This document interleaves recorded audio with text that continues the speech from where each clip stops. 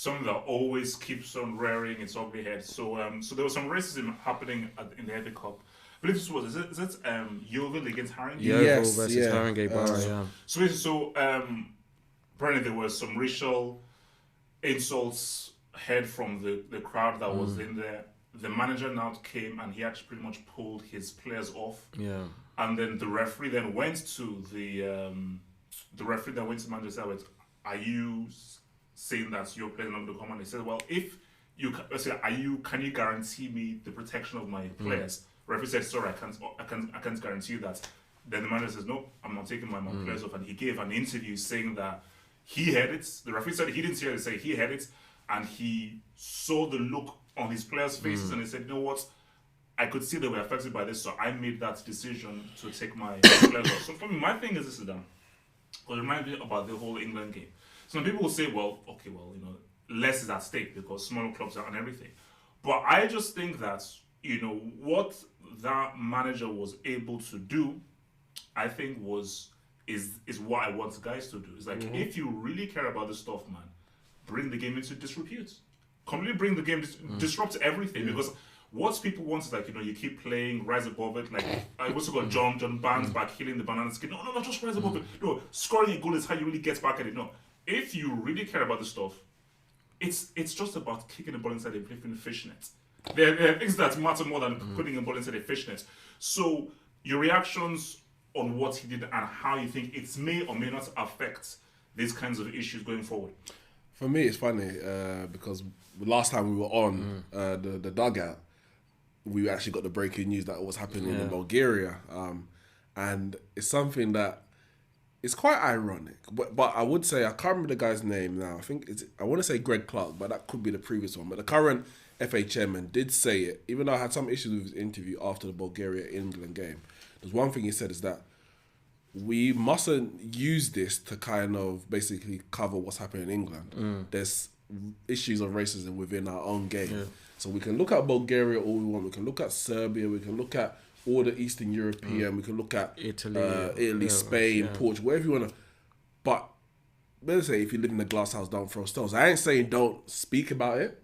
But if you ain't getting your own house in order, then your word carries little weight. And England have to get their house in order if I can take their pronouncement seriously when it affects their players. Now, what I saw, or what I read about, should I say, on Saturday, it was Saturday, FA Cup game, and I know someone who's actually, my friend, partner, actually plays for Haringey, and so she was in the ground when it happened, and she said it's just so upsetting that someone that, especially someone that that she knows who plays for the team, come over here just trying to make a living basically, doing something that he enjoys, that he gets subjected to this abuse.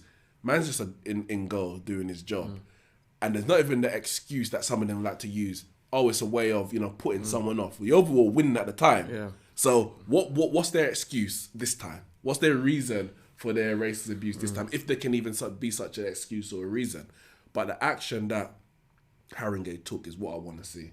And we've seen it in parts from an individual player here and there. That's the point. I think the first time I actually remember seeing this was actually Eto in La Liga, where he tried to walk off the pitch. And they stopped him. People like Ronaldinho. Actually, can you just put it this, because I actually wanted just to react to the stuff that's happening. So there's a guy in the live chat called AEW Awesome. He's now come out and said he's black. Yeah. And he says, play on. Man up. Play on. We've been playing on and manning up for how many years? 30, 40 years. But this derives from the narrative that we were told. We were told we should play on. We were told, rise above it. But we were told these things. Has that worked? Nope. We've been doing that for a long time. That's not worked. But what I liked about the Haringey thing is that the whole team, it weren't just the black players that wanted to walk off. It's the whole team, because it's very important that when these things happens, the white players have the same agenda. They also think this is wrong. I'm walking off. I'm showing solidarity with. Do you know what I mean? That's the same thing that happened in AC Milan. Everyone walked off with Kevin Prince Boateng. I believe, everyone has to follow him, which is key. Everyone has to walk at the same time. But if that happens again and again and again, then the governing bodies are forced to make sure something happens in regards to racist abuse. Because if the whole team walks off and you ain't got no games going on, you see how quickly they look at racism. Yeah, because even look at, you know, like you got the rule now where you can't lift your top up because you might have a message. I remember Nicholas Bentner was fined a few $100,000 for Paddy. Some sponsor, on his underwear, on his underwear. Some sponsor that wasn't according to what UEFA or FIFA at the time had. But because their money was getting affected, because if you're conflicting with your sponsors, they came down hard on it.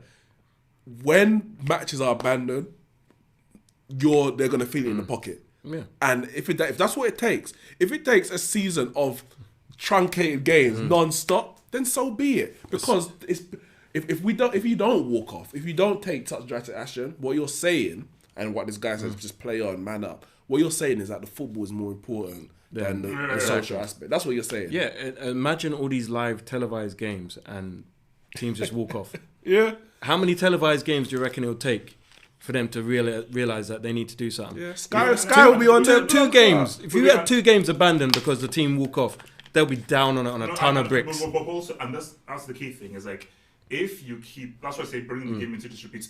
If that keeps happening, and now the governing body now sort of penalises the team that walks off, it's going to go to CNN. It's going to go to. They can't. So basically, they can't penalise. Like, oh my gosh, wait a minute. So you're being penalised because you're standing up for racism, and the governing body are penalising you. So this thing, your hand is now forced to now do something. If you don't play on, keep scoring, like, because they'll keep doing it. Yeah.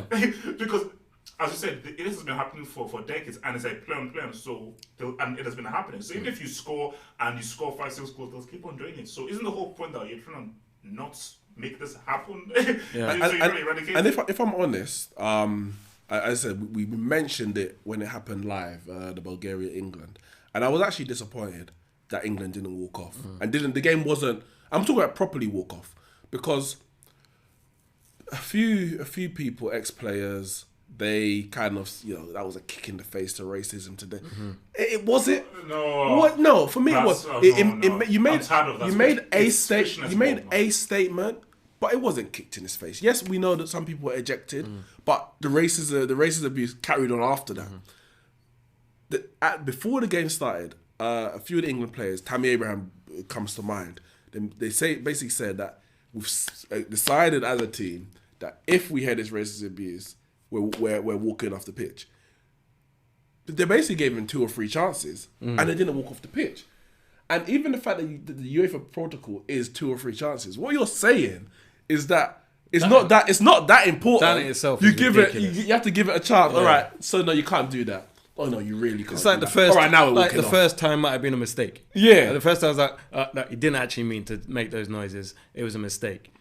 Oh no! I think what it was is that it was an echo in the stadium. Let's just wait and see if the third time. Oh no, they've actually done it 3 times. Let's do so. What kind of stupidness is that? But I think it would take a big country or in a big tournament, club, whatever it is, to make that stand, and then not that saying people aren't aware or enough, but for it to go onto another level in terms of what actions can be taken, it's going to take a big club or nation. I think.